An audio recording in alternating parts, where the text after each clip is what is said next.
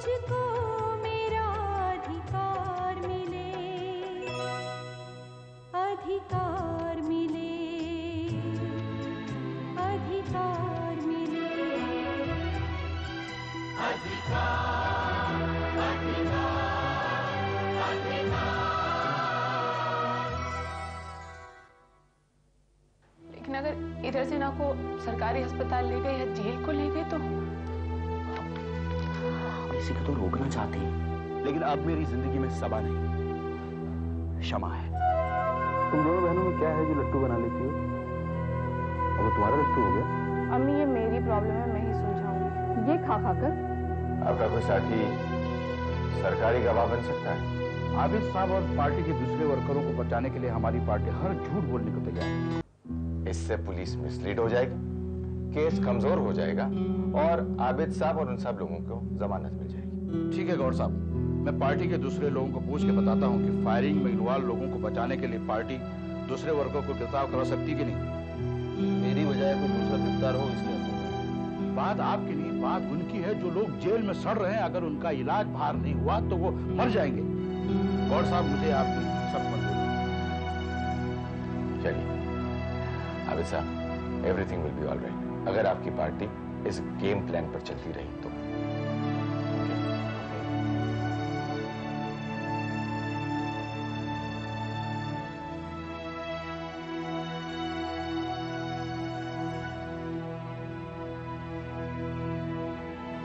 आबिद साहब, मुझे खुशी है कि गौर साहब आपका केस लड़ रहे हैं।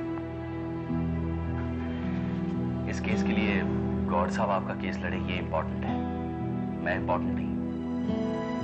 हाँ, जो बात मैंने कही वो इंपॉर्टेंट है। मैं ये नहीं चाहता कि दोबारा कोई कहे कि मैं एक झूठा वकील हूँ जिसके मुंह में जुबान की जगह मकड़ी है, जो सिर्फ झूठ के ताने माने बोलती है। शमा ने जिस आईने में तुम्हें तुम्हारा चेहरा दिखाया था, उसी आईने में तुम शमा को उसका चेहरा दिखाओ, और जो मदद होगी वो मैं करूँगा।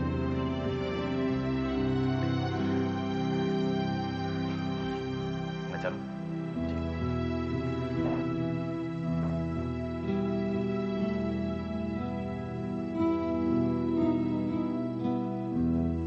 इस लड़की का तो दिमाग खराब हो गया है। पता नहीं ऐसी हो क्या गया है, जो मन में आया करती है, जो मुंह में आया बकती है। आज मैं उसकी खबर लेती हूँ। नफीसा, अरे ओ नफीसा, अरे कहाँ मर गई तू? जी बेगम साहिबा। बहरी हो गई हो, सुनाई नहीं देता? शमा कहाँ है? अमिता दीदी आई है ना, उनके साथ अंदर कमरे में है। अमिता भी आए? जी। कब? काफी वक्त हुआ, सरकारी काम से आई है, कल चली जाएगी सुबह। अच्छा अच्छा अच्छा। बस सिर्फ अमिता की सुनती है। ऐसा लगता है जैसे अमिता के अलावा इसका कोई है ही ना। और अमिता तो अफसर बन गई है। अरे वो तो अपनी सगी बहन की ना सुनती, अपनी बहनों की ना सुनी। कहती है मैं खालिद से नहीं कहूंगी कि वो जमानत बढ़ाने के लिए झूठा मुकदमा दायर करे। अरे ये कोई बात हुई? वो बेचारा हमारे लिए इतना करता है। अरे 2 दफे इस घर से धक्के खा के निकल चुका है। फीस के नाम पे हमने एक ढेला न मारा उसकी नाक पे। और इस लड़की को देखो, इसकी अकड़ तो देखो। कहती है उसे जमानत की अर्जी देनी हो तो दे दे, मैं तो नहीं कहूंगी। हाँ, इसके बाप का नौकर है ना वो, जो इसके बहनोई को छुड़ाने के लिए गालियां भी खाएगा और मुकदमा भी लड़ेगा। हाँ, अब तुम चुप क्यों हो? अरे बोल दो कि मैं तो बक रही हूँ, गालियां दे रही हूँ, गलत बोलती हूँ। कह दो कि पिछली हुई मार्च की पीठ की तरह ऐंठ रही हूँ मैं बड़ी बड़ी। आओ भाई, ये शमा की गलती है सरासर। बोलो भाई, ये कोई बात है? खालिद मियां अपनी जमानत पे आबिद मियां को रिहा कराए, हो गया? इतने बड़े दवाखाने में उनका इलाज शुक्रिया अदा करना तो की बात है। शमा बेगम अब खालिद मियां को ये बोले जो आबिद मियां की जमानत के वास्ते अगर जरूरत पड़े बोल सकते हैं ना? अब इसमें मुद्दा कोई फायदा नहीं है, अपना ही फायदा है।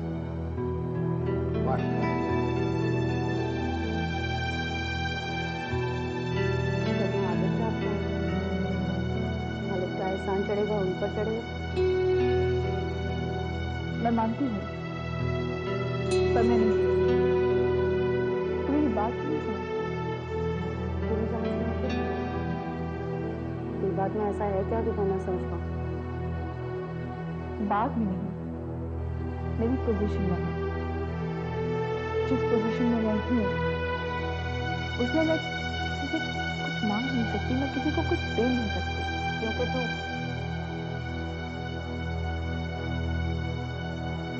क्योंकि तू मुंह पर नहीं ला सकती कि तू बेवा है, इसलिए।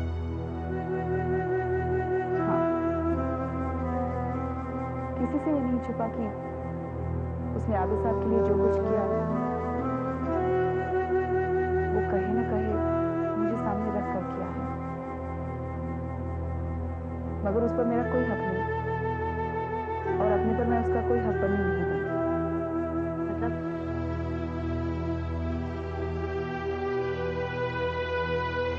उसके दिल में जो कुछ हो रहा है उसे मेरे सिवा कोई नहीं जानता।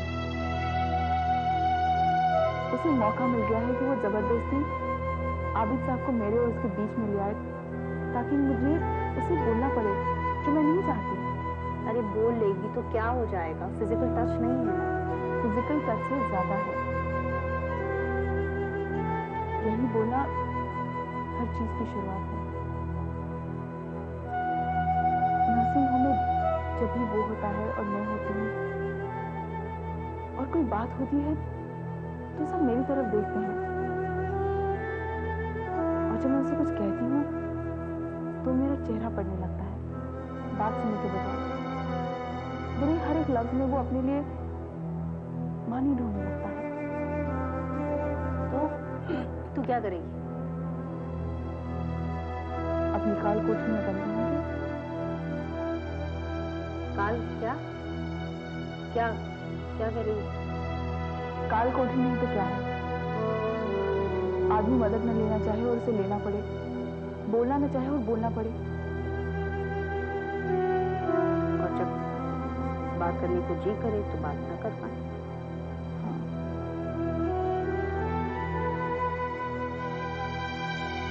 क्या कहा तूने? यही कहा कि ये भी एक काल कोठरी तो है। आदमी का मन अंदर से बात करना चाहे, बाहर से बात ना कर पाए। तूने सच कहा। अजीब रही मेरी जिंदगी। जब बोल सकती थी और वो कॉलेज के रास्ते पर खड़ा रहता तब बोली नहीं। फिर हाजी तंग करने लगा तब बोल सकती थी, पर अचानक आबिद साहब के साथ शादी हो गई। फिर बोलने का सवाल ही नहीं रहा। हालांकि वो सामने आता रहा, मिलता रहा। तो तू जानती है उसने क्या किया, जिसकी वजह से उसकी शक्ल से नफरत होने लगी और अब वो मेरे अपनों के जरिए अपना साया मुझ पर डाल रहा है। डालने दे, तुझे क्या फर्क पड़ता है? फर्क पड़ता है आबिद साहब, और मेरे अपनों से भलाई करके जब वो मेरे सामने आता है तो पता नहीं क्या होता है, मेरे मुंह से निकल जाता है, कॉफी लीजिए, ये दवा ले आइए, पैसे कम पड़ जाए तो अपनी तरफ से डाल दीजिए। अमिताभ, मैं वो ये सब कहती चली जाती हूँ जो मुझे नहीं कहना चाहिए। जब इतना सब कुछ कह ही दिया है तो ये बात कहने में क्या हर्ज है कि जमानत बढ़वाने के लिए अगर झूठ बोलना पड़े तो बोल दीजिए। यही नहीं कह सकती मैं। अगर मैंने ये कह दिया तो मैं खत्म हो जाऊंगी, उसके पुराने गुनाह धुल जाएंगे और उसे दूर रहने के लिए और उसे नफरत करने के लिए मेरे पास कुछ नहीं रहेगा। ठीक है मगर मुझसे क्या पूछ रही है? अगर ये प्रॉब्लम है कि वो तेरे पास आना चाहता है और तू नहीं चाहती कि वो तेरे पास आए, तो बस तेरी नफरत का ओजोन लेयर ही उसकी अल्ट्रावायलेट रेज को तुझसे दूर रख सकता है। मत क्या?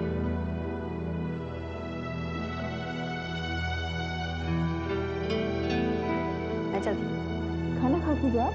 मेरे कलीग में इंतजार कर रहे होंगे। चलिए।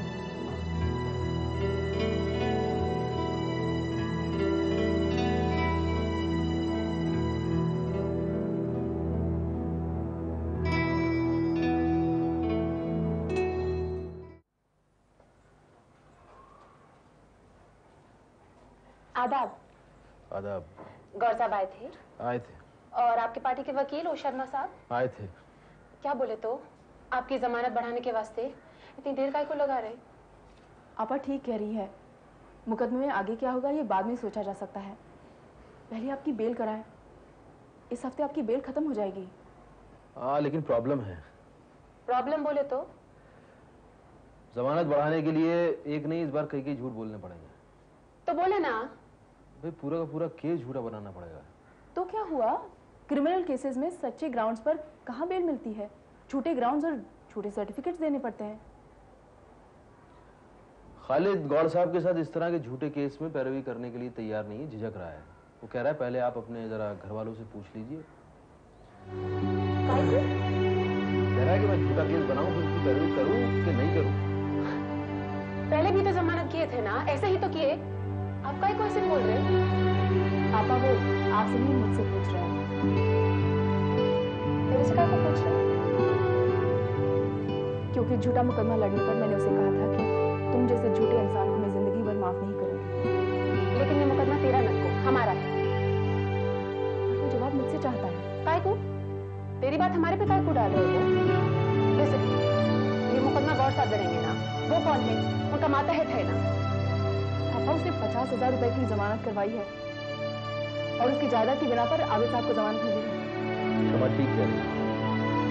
तो आप काहे को पीछे हट रहे? आप काहे को बदल रहे? काहे को बोल रहे कि गजा के घर वालों से बोलो कि उनको एतराज है कि न कोई? अगर पूछना ही है किसी से तो मेरे से पूछे ना। जान पर तो मेरी मदद की बनी।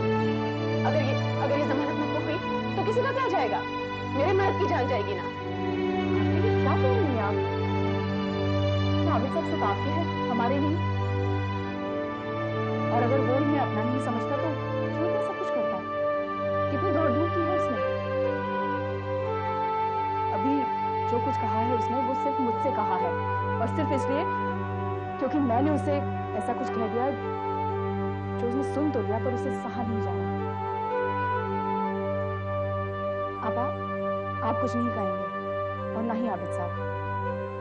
मेरे भी कहने की कोई जरूरत नहीं है।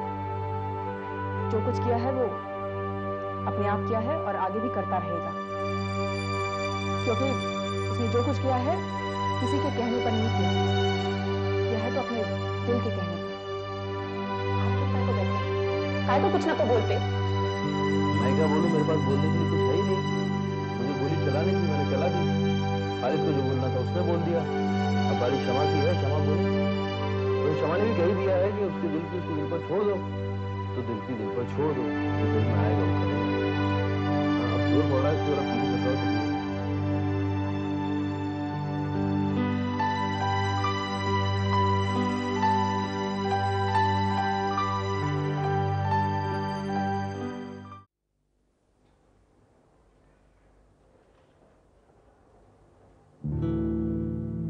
आबिद साहब से मिलने जा रहे हैं?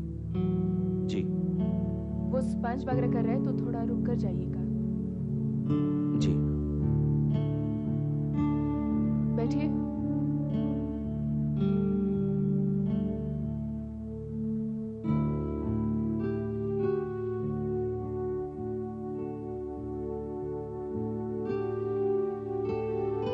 अब तो आबिद साहब ठीक है ना? जी।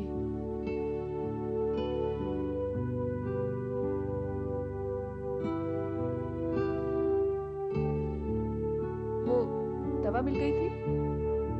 हाँ, मैं कल रात ही दे गया था।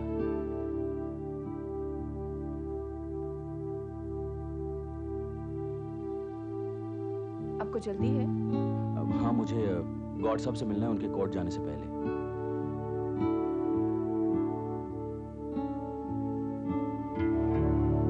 जानती हूँ मैं तूने ये बात क्यों शुरू की, लेकिन मैं नहीं कहूंगी जो तू चाहता है। आपने कुछ कहा? नहीं।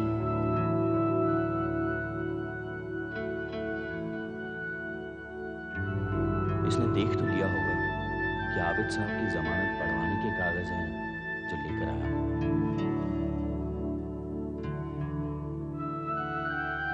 टाइप होते ही ले आया होगा, तभी देख रहा है कि कोई गलती तो नहीं। पटक 10 बार कागज पटक, मैं नोटिस नहीं लूंगी।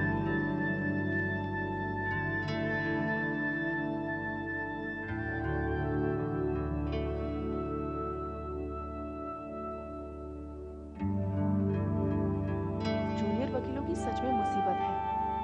सीनियर वकील तो आए और बहस करके चले गए। सारा आंखें फोड़ने का काम तो इन्हें ही करना पड़ता है।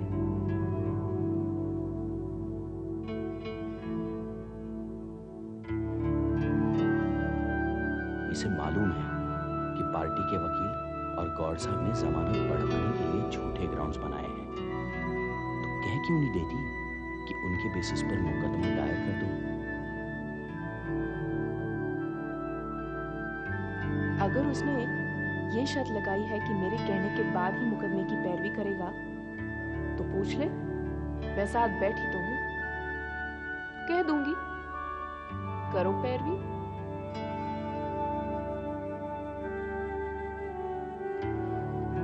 इसे मुसीबत क्या है? लॉ पढ़ रही है, बहाने से मांग कर देख ले कि बेल की एप्लीकेशन कैसे बनाते हैं, फिर लौटा कर कह दे ठीक है, बहुत अच्छी है।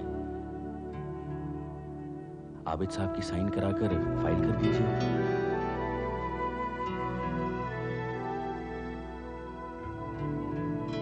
ये तो बोल ही नहीं रहा। अगर मैं कहूं कि मैं जाती हूं तो हो सकता है बोल पड़े।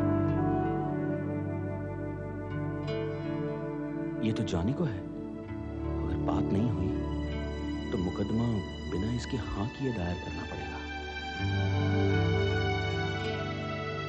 मैं अभी आई।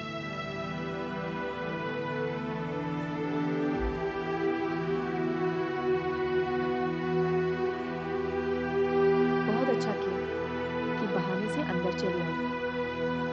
जब वो अपील के कागजों पर दस्तखत करवा ले और चला जाए तब बाहर जाना है। अभी चली गई तो आबिद साहब पूछ लेंगे कि जमानत के लिए झूठी अर्जी दी जाए कि नहीं। तब जो तू नहीं कहना चाहती वही कहना पड़ेगा। इसलिए यही गूंगी बनी खड़ी रहे और जब वो चला जाए तब चली जाए। आबिद साहब आदाब। आदाब। कैसी है तबीयत? शमा, शमा।